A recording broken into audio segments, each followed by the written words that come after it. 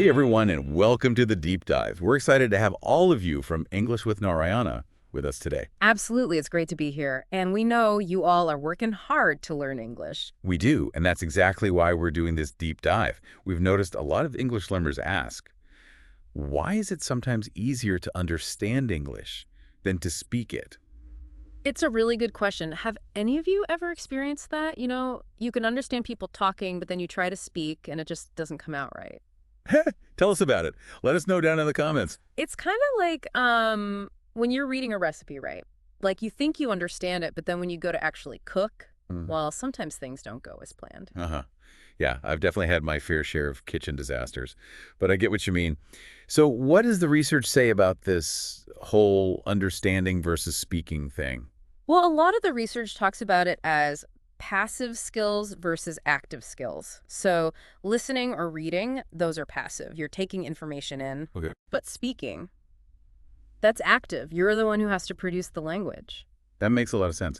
So just like with cooking, you have to actually practice speaking to get better at it. Yeah. What are some of the other reasons why people might find it difficult to speak English, even if they understand it pretty well? Well, one of the biggest reasons is simply a lack of practice.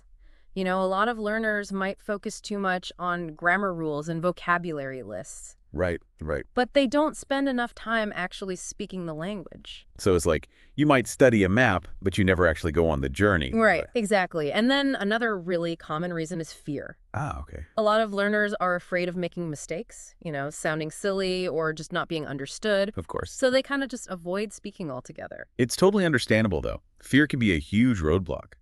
But it's so important to remember that everyone makes mistakes, especially when learning something new. Oh, absolutely. Even native English speakers don't speak perfectly all the time. Right. And actually, here's something interesting.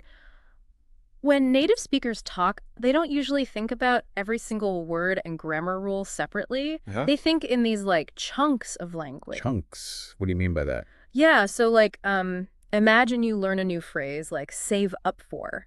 Instead of thinking I need to get money, you start to think I need to save up for. Okay, yeah. It becomes one unit in your mind, and that makes speaking faster and smoother. Oh, that's a great tip. It seems like learning those chunks could really help us sound more natural when we're speaking English. So you've talked about practice, we've talked about fear, and now these chunks of language. Is there anything else that the research says about why speaking can be so tricky? There's one more thing that comes up in the research sometimes. When people try to speak English, they translate everything in their head from their native language, Ah, and that can really slow you down, make it hard to speak fluently. yeah, for sure. If you're stopping to translate every word, it'd be like trying to run a race while carrying like a huge backpack. So what can we do about that? Like, how can we actually start speaking English more fluently? I'm sure our listeners are eager for some tips. You're right. Let's get to the practical stuff. Our research actually has some great advice. The first tip might sound obvious, but it's super important. Practice speaking every single day, even if it's just for a few minutes. Okay, that makes sense. But what if you don't have anyone to practice with? Talk to yourself. Describe what you're doing, what you see around you, how you're feeling. You can even have like a whole conversation with yourself in English. That sounds a little silly.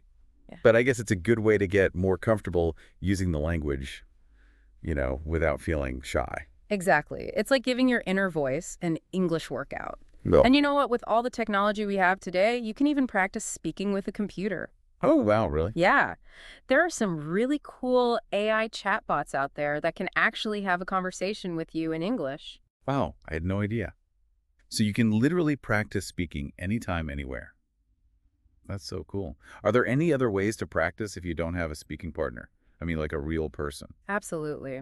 Another great technique is called shadowing. Have you ever heard of I that? don't think so. What is that?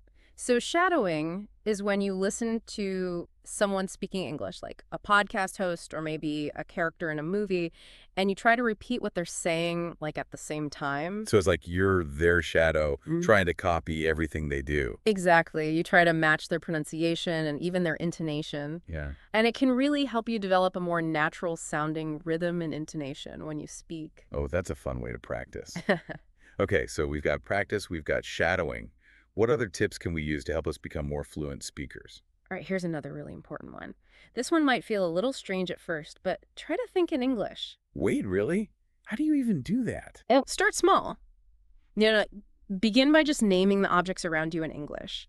Then try describing your daily activities, but in simple sentences. Just get your brain used to forming thoughts directly in English instead of translating everything from your native language. I like that. It's like creating a whole English-speaking world inside your own mind. It sounds challenging, but I bet it gets easier with practice. Oh, it definitely does. And here's another tip that can help you feel more confident when you do speak. Use the 3-second rule. The 3-second rule, what's that? Okay, it's pretty simple. If you need to say something in English but you feel kind of stuck, just give yourself 3 seconds to start speaking. Don't overthink it. Just say something. Oh, I love that. Because sometimes we can get so caught up in trying to be perfect that we end up saying nothing at all. It's Uh, so much better to just start talking, even if you make a few mistakes along the way. Exactly. Fluency comes from practice, not perfection. So don't be afraid to make mistakes. Every mistake is a learning opportunity. Those are all such great tips. Are there any others that can help us improve our speaking? I know a lot of learners struggle with pronunciation, for example. You're right, pronunciation is definitely important. One thing that can really help is to pay attention to the music of English. The music of English. What do you mean by that? I mean, the way that native speakers use intonation, the rise and fall of their voice intonation can completely change the meaning of a sentence, you know. So it's not just about saying the words correctly, but also about like saying them with the right feeling and emphasis. Yeah, precisely. And again, podcasts are a really great resource for this. Choose a podcast you enjoy and really listen to how the host speaks. Try to imitate their rhythm and tone. It's like learning English by osmosis just by listening. Exactly. And there are some great apps out there too that can help you with specific sounds and pronunciation practice. That's really helpful to know. So we've got practicing every day, thinking in English, the 3-second rule, paying attention to intonation. Anything else we should keep in mind? Okay, well, here's another powerful tip that can really make a big difference. Instead of focusing on individual words, try learning and using common phrases. What do you mean? Can you give us an example? Sure, so instead of saying, I want to go to the store, you could say, I'm heading to the store. Okay. It Yeah. just sounds more natural and fluent because you're using a phrase that native speakers use all the time. Ah, I see. It's like learning pre-made building blocks for conversations. That's so much easier than trying to construct every sentence word by word. Exactly. And speaking of building, it's important to remember that learning a language is a process. It takes time and effort to build up your speaking skills. So true. It's easy to get discouraged when you don't see results right away. What can we do to stay motivated and overcome those feelings of frustration? You know, one of the best things you can do is find a speaking partner, someone you can practice with regularly who will support you and encourage you along the way. I completely agree. Having a speaking partner can make learning so much more fun and engaging. But what if you don't have any English-speaking friends, or you don't live in an English-speaking country? That's no problem at all. There are tons of online resources available these days. You can join language exchange websites where you can connect with people who want to learn your native language, and they're happy to practice English with you in exchange. That's such a great idea. You can help someone learn your language, and they can help you learn English. It's a win-win. Are there any other online options for finding speaking partners? Definitely. There are so many online communities specifically for English learners. You can find groups on Facebook, Discord servers, forums where you can connect with people from all over the world who are also on their English learning journey. It's amazing how technology has made it so easy to connect with people and practice languages no matter where you are in the world. It really is. Yeah. And if you're looking for a more structured approach, you could always take online lessons with a tutor. You know, there are so many platforms out there that connect students with qualified English teachers. Wow, so there really are options for everyone, whether you prefer like a casual conversation exchange, a more structured online lesson, or even just practicing with a chatbot. Exactly. And speaking of chatbots, have you heard about all the latest advancements in AI technology? I'm always fascinated by new technology. What's happening with AI and language learning these days? Well, some of the newest AI tools like ChatGPT's voice mode allow you to have these incredibly realistic conversations with a virtual partner. You can actually talk to ChatGPT like it's a real person. Oh, wow, that's amazing.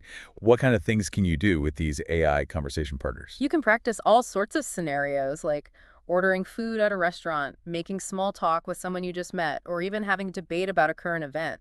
The possibilities are endless. It's like having a personal English tutor available 24/7. And the best part is you don't have to feel self-conscious about making mistakes because it's just you and the AI. Exactly. AI tools are a fantastic resource for low-pressure practice. You can experiment with different phrases, get instant feedback on your pronunciation, and build your confidence without feeling judged. This is all so inspiring. I'm feeling really motivated to try out some of these new tools and techniques. How about you? Me too. It's really exciting to see how technology is making it easier and more fun than ever to learn English. And remember, the most important thing is to just be consistent with your practice and celebrate all the progress you make along the way. I love that. Every little step forward is a victory. Mhm. And speaking of celebrating, let's remind our listeners about all the awesome resources they have access to on the English with Narayana channel. Absolutely. If you're enjoying this deep dive and you want to keep improving your English skills, be sure to subscribe to English with Noriana. You'll find tons of fantastic content, from vocabulary lessons to grammar explanations to real-life conversation practice. Yes. And don't forget to leave a comment below. Tell us about your biggest challenge with speaking English. Yeah. We're here to help and support you on your language learning journey. We're so glad you joined us for this deep dive. We hope you found it helpful and inspiring. Now, are you ready for a challenge? Oh, I love a good challenge. What do you have in mind? Well, we've talked about so many amazing tips for improving your English speaking today, so I want to challenge you to pick just one of those tips and try it out today. I love that. You know, it's easy to get overwhelmed by all this information, but focusing on just one small step at a time, that's how you make real progress. Exactly. So what will it be? Will you try, talking to yourself in English for like 5 minutes? Or maybe you'll find a new podcast you love and try shadowing for a few sentences. Ooh, or maybe try out one of those cool AI chatbots and have a little conversation. So many possibilities. Let us know which tip you're going to try down in the comments. We'd love to hear what you choose. And remember, the most important thing is to just start speaking. Don't be afraid to make a few mistakes along the way. Have fun with it and celebrate all the progress you're making on your English learning journey. I love that message.